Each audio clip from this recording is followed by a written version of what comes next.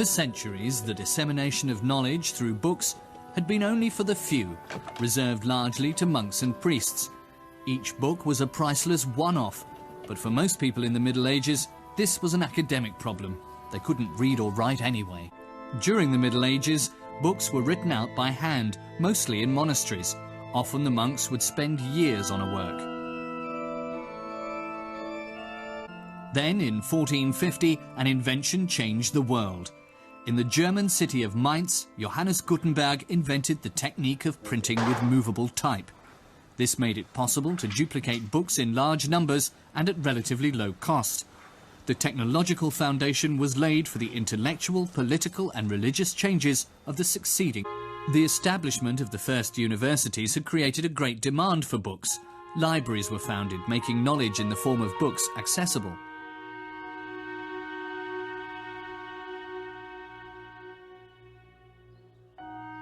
Books needed to be cheaper and more quickly available. But that wasn't all. In particular, scholars wanted uniform copies. A new production technique was feverishly sought after. And one of the seekers was Gutenberg. In 1446, he returned to Mainz. Here he found solid financial backers, allowing him to go ahead with his enterprise.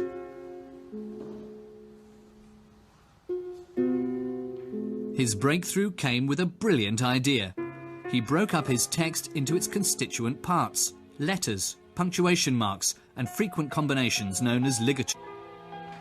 These were then combined to form the blocks for printing words, lines, and pages. The characters were cast and could be used in new combinations. This revolutionary technology was quick to spread. Soon the first printing presses were set up in Cologne, Bamberg, and Basel.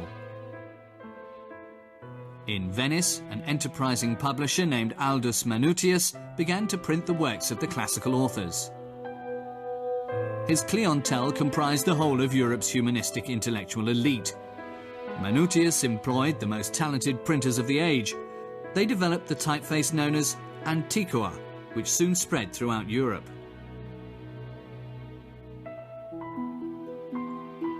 20 years after Gutenberg's invention, the new technology was firmly established. Thousands of titles were marketed in editions of up to 1,000.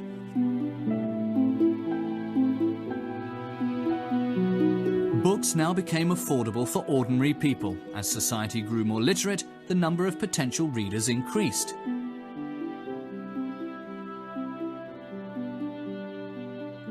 One of Gutenberg's greatest admirers was the reformer Martin Luther.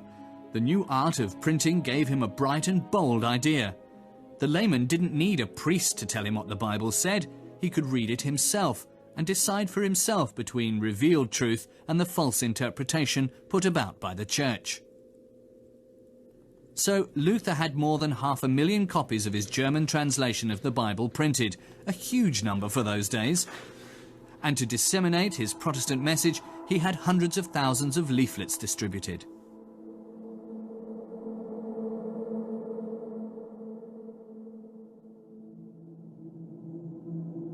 But it wasn't just Luther who exploited the new medium. So did the emperor, along with kings and free cities of the empire. Soon, single-sheet leaflets, flyers we would call them, were discovered as a news medium. When an unusual configuration of planets was announced for 1524, the country faced an avalanche of these flyers, warning of an imminent repeat of Noah's flood.